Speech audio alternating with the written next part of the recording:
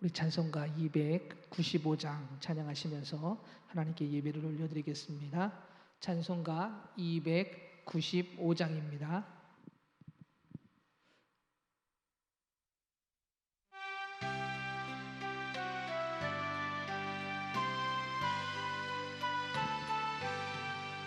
근죄에 빠진 나를 주 예수 건지사 그 넓은 품에 다시 부르신 은혜는 저 바다보다 깊고 저 하늘보다 높다. 그 사랑 영원토록 나 찬송하리라. 날로 더욱 귀하다. 날로 더욱 귀하다. 아리 없이 넓은 우리 주의 사랑 날로 더욱 귀하다. 옛날에 유대 땅에 주 예수 다닐 때 그 은혜 받으려고 그 물이 모였네. 눈먼 자 병든 자를 다 고쳐주셨으니 나 같은 죄까지 그 은혜 받도다. 날로 더욱 귀하다. 날로 더욱 귀하다. 아리 없이 넓은 우리 주의 사랑 날로 더욱 귀하다.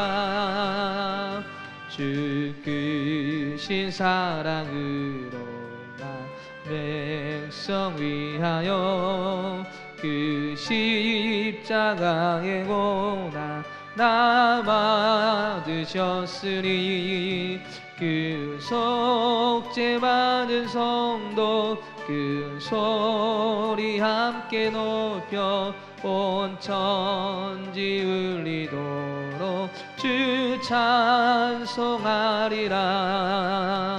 날로 더욱 귀하다. 날로 더욱 귀하다. 아리 없이 넓은 우리 주의 사랑 날로 더욱 귀하다. 아멘. 우리 말씀을 찾아보겠습니다. 구약성경 학개서입니다. 학개서 2장 10절부터 19절까지 말씀입니다. 제가 가지고 있는 성경책으로 구약성경 1311면에 있습니다.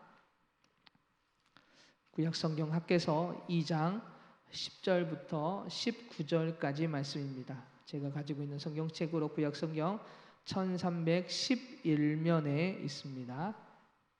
학개서 2장 10절부터 19절까지 말씀을 한 절씩 말씀을 교독하도록 하겠습니다.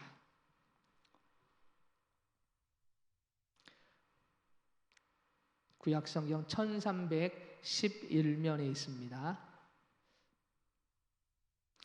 다 찾으신 줄 믿고 한 절씩 말씀을 교독하겠습니다. 다리오 왕 제2년 9째 달 24일에 여호와의 말씀이 선지자 학개에게 임하니라. 이르시되 여호와가 말하노니 너는 제사장에게 율법에 대하여 물어 이르기를 사람이 옷자락에 거룩한 고기를 쌓는데 그 옷자락이 만일 떡이나 국에나 포도주에나 기름에나 다른 음식물에 닿았으면 그것이 성물이 되겠느냐 하라. 학개가 물음에 제사장들이 대답하여 이르되 아니니라 하는지라. 학개가 이르되 시체를 만져서 부정하여진 자가 만일 그것들 가운데 하나를 만지면 그것이 부정하겠느냐 하니 제사장들이 대답하여 이르되 부정하리라 하더라. 이에 학개가 대답하여 이르되 여호와의 말씀에 내 앞에서 이 백성이 그러하고 이 나라가 그러하고 그들의 손의 모든 일도 그러하고 그들이 거기에서 드리는 것도 부정하니라. 이제 원하건대 너희는 오늘부터 이전 곧 여호와의 전에 돌이 돌 위에 놓이지 아니하였던 때를 기억하라.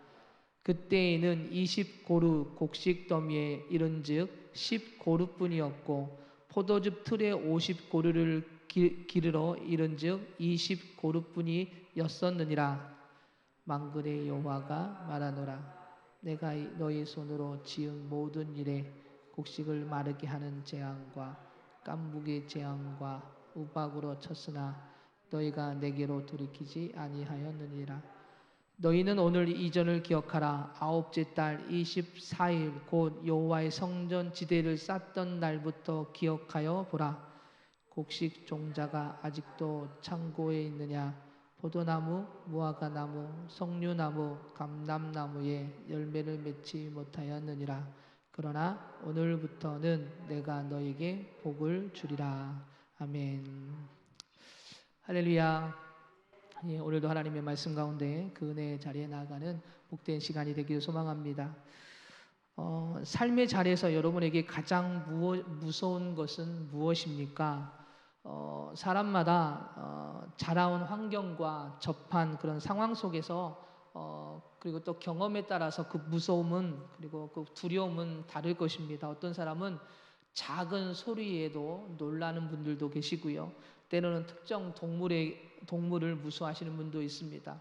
또 때로는 깜깜한 무서움을 무서워해서 항상 불을 켜놓고 다니시는 분도 계시고, 적막한 것이 두려워서 항상 뭔가를 틀어놓고 음악이나 TV를 틀어놓고 계시는 분들도 계십니다. 그러나 여러분, 이러한 감정적인 무서움이 아닌 삶의 무서움은 다른 데에 있습니다. 바로 무관심과 나태함이 우리에게 있어서 가장 무서운 적입니다. 삶을 향한 무서움과 그리고 느리고 게으른 삶, 즉 나태함은 결국 우리가 이루고자 하는 것들을 이루지 못하게 합니다. 왜 그럴까요? 하고 싶다고 말은 하지만 관심을 두지 않습니다. 그리고 그것을 위해 노력이나 앞으로 나아가지 않죠. 열심을 갖지 않게 됩니다. 결국은 아무것도 이루지 못하고 얻지도 못하고 후회뿐인 인생으로 인생을 마무리하게 되기 때문에 그렇지요. 여러분에게도 그런 경우가 있지 않습니까? 예를 들어서 음식을 먹고 싶은 음식이 있다고 한번 생각해 보시죠. 그렇다면 여러분, 우리는 어떻게 해야 될까요? 그 먹고 싶은 음식을 먼저 생각을 해야 되고요. 어떻게 준비를 해야 될까? 음식을 파는 식당을 가야 할까? 배달 주문을 해야 될까? 아니면 내가 재료를 사다가 만들어야 될까? 그렇게 해야만이 그 음식을, 내가 먹고 싶은 음식을 먹게 되지요. 그런데 먹고 싶다고 말만 할 뿐 아무런 행동을 하지 않고 그냥 가만히 있다면 결국 그 음식은 먹지 못하게 되겠지요. 그리고 후회만 하게 됩니다. 아무것도 먹지 못했다. 이처럼 무관심과 나태함은 우리의 삶의 가장 무서운 적이 될 수밖에 없습니다. 아무것도 하지 못하기 때문에 그렇습니다. 그런데 더 중요한 것은 여기서 한 걸음 더 나아가서 우리의 영적인 무관심과 나태함은 단순히 이루지 못하는 것으로 끝나지 아니하고요, 우리를 죽음의 길로 인도한다라는 것을 우리는 기억해야 할 것입니다. 오늘 학개서는 바로 그것을 우리에게 설명해 주고 있는 것이지요.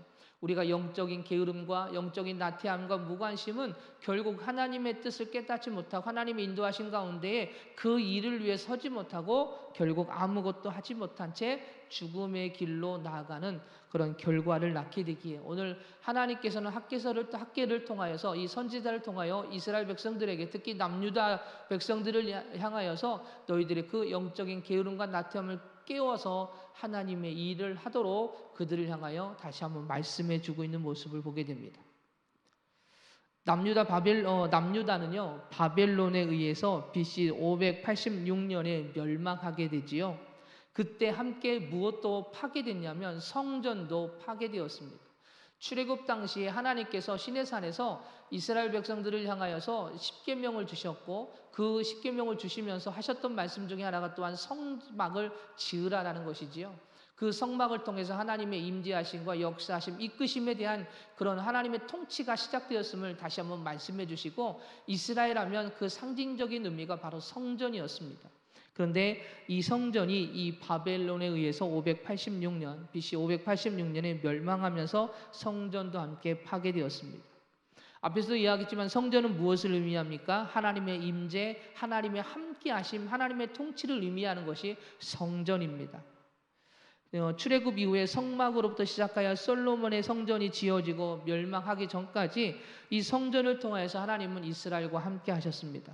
모든 것을 주관하시고 변방의 노예였던 그들을 이 가나안 땅의 주인으로 살아가게 하시고 하나님의 백성으로 살아가게 하셨던 하나님의 인도하심, 그러나 그들의 삶은, 신앙은 하나님을 온전히 믿고 신뢰하는 신앙이 되지 못하였고 결국 그 결과로 성전이 무너지게 되었던 것이죠. 성전이 무너지고 파괴되었습니다. 그러나 하나님은 이스라엘을 버리지 아니하시고 그 무너진 성전을 다시 재건케 하시게 됩니다. 하나님께서 에레미야 선지자를 통하여 말씀하신 대로 이 남유다가 멸망을 했지만 그들이 멸망을 해서 바벨론으로 포로로 끌려가게 되었지만 하나님께서는 이 에레미야 선지자를 통하여서 그들이 곧 다시 돌아올 것이다라고 말씀하신 그대로 70여 년이 지난 후에 그들이 그 포로에서 풀려나서 가나안 땅으로 남유다로 돌아오게 되지요. 그리고 성전이 다시 재건하도록 허락도 받게 됩니다. 그러나 그 성전 재건 공사는 무지한 사람들과 나태한 사람들, 그리고 방해하는 사람들로 인하여서 허락을 받았음에도 불구하고 그 성전이 재건이 시작되었지만 멈추게 되고 16년간이나 방치되어 있었던 것이지요.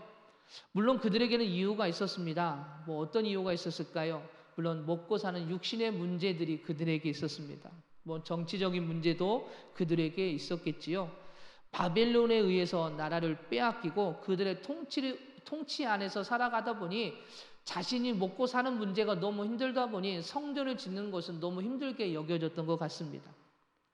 그래서 그들은 그 힘듦 속에서 우리는 그 성전을 지을 수 없습니다라고 불평하고 원망했던 그들의 모습도 보았고요. 또 하나는 포로 생활을 마치고 돌아온 그들에게 있어서 자기의 삶의 터전도 아직 일구기도 전이었는데 성전을 먼저 재건하라라고 말을 했으니 그들에게도 때로는 당황했을 수밖에 없었을지도 모릅니다. 그리고 방해하는 세력도 만만치 않았습니다. 결국 그들의 육신의 어려움 앞에 모든 것을 포기하고 하나님의 성전을 재건하는 일을 멈추게 되었던 것이죠. 그러나 여러분, 육신의 모습은 힘들고 어려울 수 있지만 영적인 그런 하나님의 성전의 그 뜻을, 그 중요함을 깨닫지 못한 채 그들은 영적인 무지함과 나태함 속에 결국 하나님의 인도하심 속에 그 하나님의 말씀을 따라 순종하지 못하였고 그 일을 멈추게 되었던 것이지요. 영적인 무지함 속에 성전을 다시 세워야 한다는 하나님의 뜻을 알지 못했습니다. 바꿔서 이야기하면 너희들이 그 땅을 다시 안정적으로 너희들의 삶의 터전을 일구어 나가기 위해서는 하나님의 인도하심이 분명히 필요하다라는 것이죠. 그래서 너희들 스스로 뭔가를 이루려 하기 전에 먼저 나의 도움을 받으라라는 것입니다. 그것이 성전을 재건하라라는 뜻입니다. 그런데 그들은 영적인 그 하나님의 인도하심과 영적인 그 하나님의 뜻을 깨닫지 못하고 무지함 속에, 나태함 속에 그 하나님의 인도하시는 그 뜻, 말씀, 그 인도하심의 그 사랑을 온전히 깨닫지 못하고 성전을 재건하는 일을 멈추게 되었던 것이죠. 그 중요성을 잃어버리게 되었던 것입니다.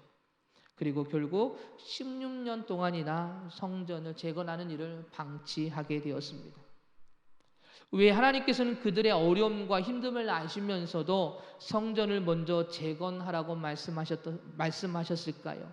앞에서도 이야기했지만 그것은 하나님께서 이 남유다와 이스라엘 백성들과 함께 하시겠다라는 하나님의 사랑이 그 안에 담겨져 있습니다.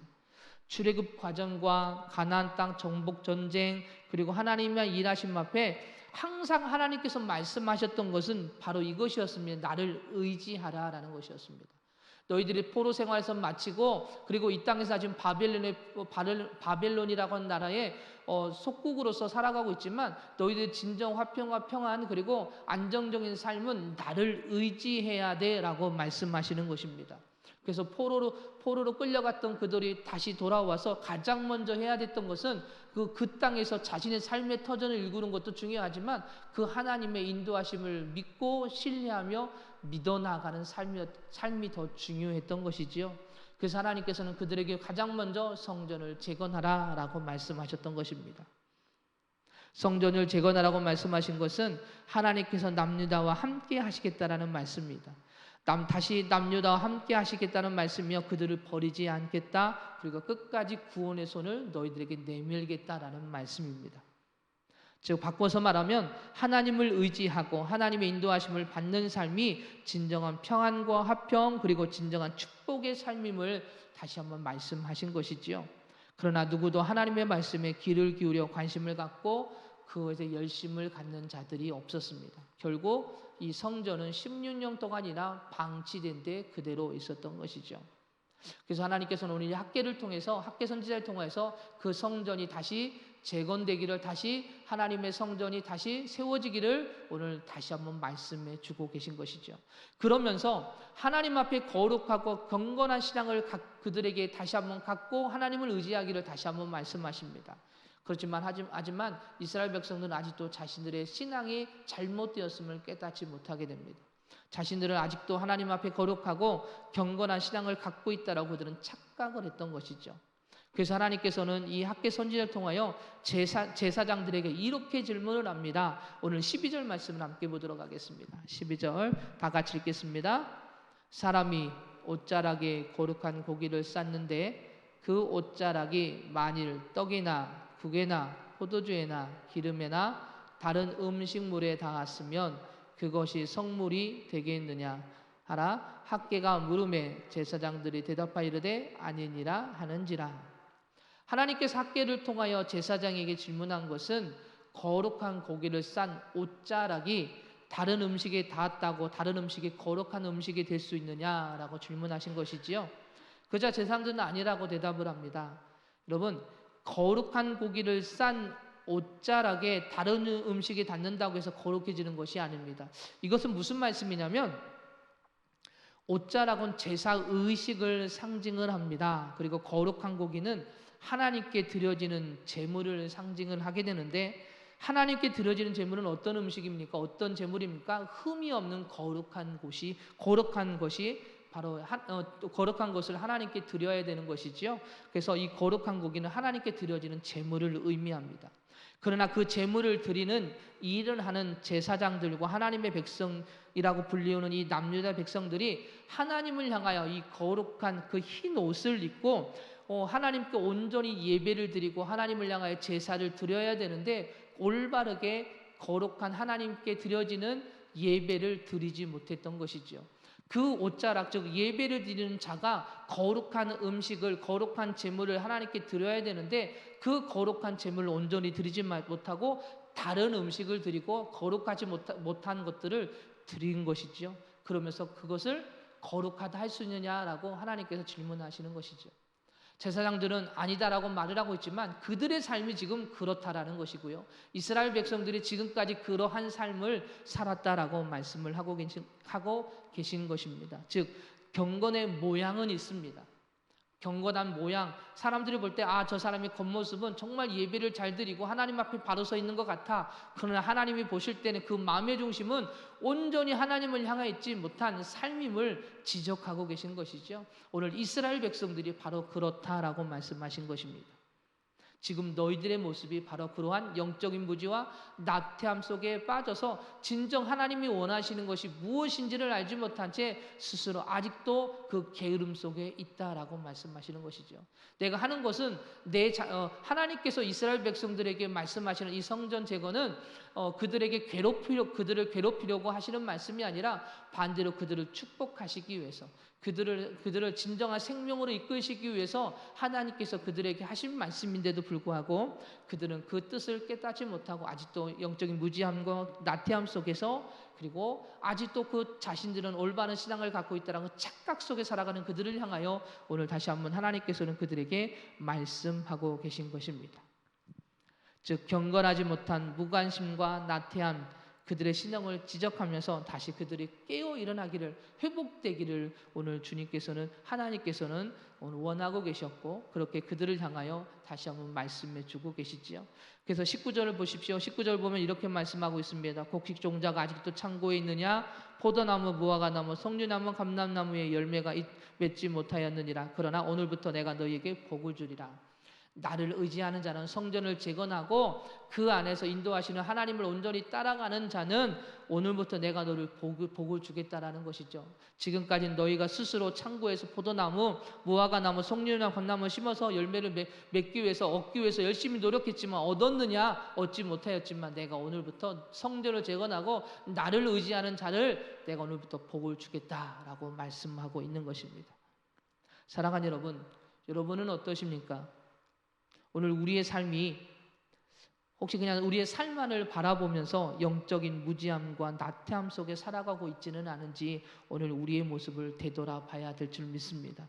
하나님은 우리를 통하여 일하고 계십니다. 그런데 영적인 무관심과 나태한 신앙으로 인하여서 하나님의 일이 혹시 우리 안에서 멈춰 있지는 않은지, 하나님께서 이들을 축복해 주시기 위해서 성전을 재건하라라고 말씀해 주셨는데 그들은 그 무지함과 나태함 속에 하나님의 진정한 뜻을 깨닫지 못한 채 멈춰인 성전을 재건한 일을 멈춘 채 16년간이나 방치했던 그들의 모습, 근데 그 모습은 사실 우리의 모습과도 같습니다.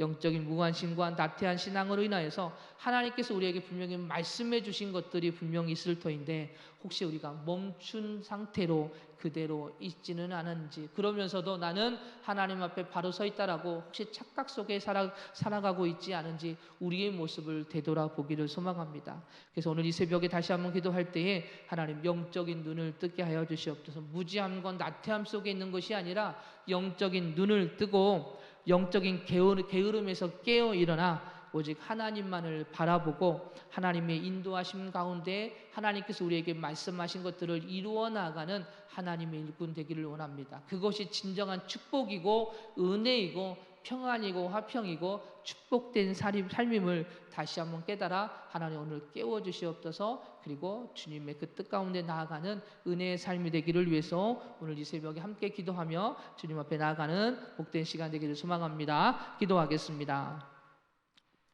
할렐루야. 사랑이 많으신 하나님, 저희들의 영적인 나태함과 게으름과 무지함을 깨워주시옵소서. 영적인 눈을 뜨게 하시고 하나님 영적인 게으름을 깨워주셔서 오직 하나님을 바라보게 하여 주시고 그 인도하시는 주님의 그 사랑 가운데 서 나아가 하나님의 뜻을 이루어 나가는 진정한 하나님의 일꾼 자녀가 되어질 수 있도록 하나님 저희들의 영혼을 깨워주시고 오늘 하루도 그 주님만을 바라보며 이제 열심을 갖고 주님의 그 인도하신 가운데 그 일들을 이루어 나가는 은혜의 하루가 되어질 수 있도록 오늘도 하나님 함께하여 주시고 이끌어 주시고 하나님 축복된 삶으로 역사하여 주시옵소서. 사랑이 많으신 예수님의 이름으로 기도드립니다. 아멘.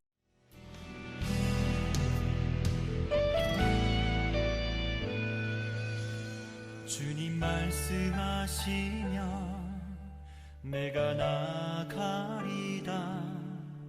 주님 뜻이 아니면 내가 멈춰서리다. 나의 가고 서는 것 주님 뜻에 있으니 오 주님 나를 이끄소서. 주님 말씀하시면 내가 나가리다. 주님 뜻이 아니면 내가 멈춰서리다.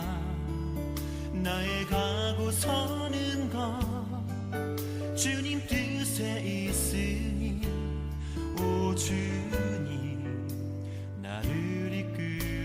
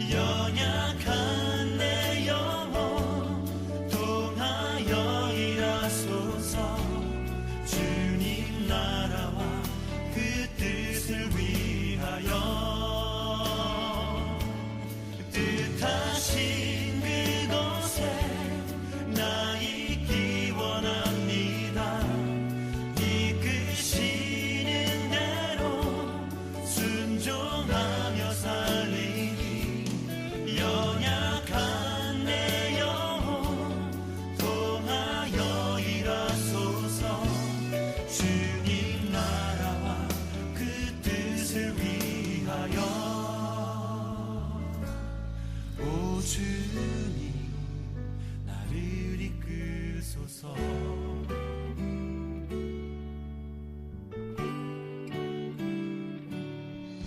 주님 말씀하시면 내가 나가리다.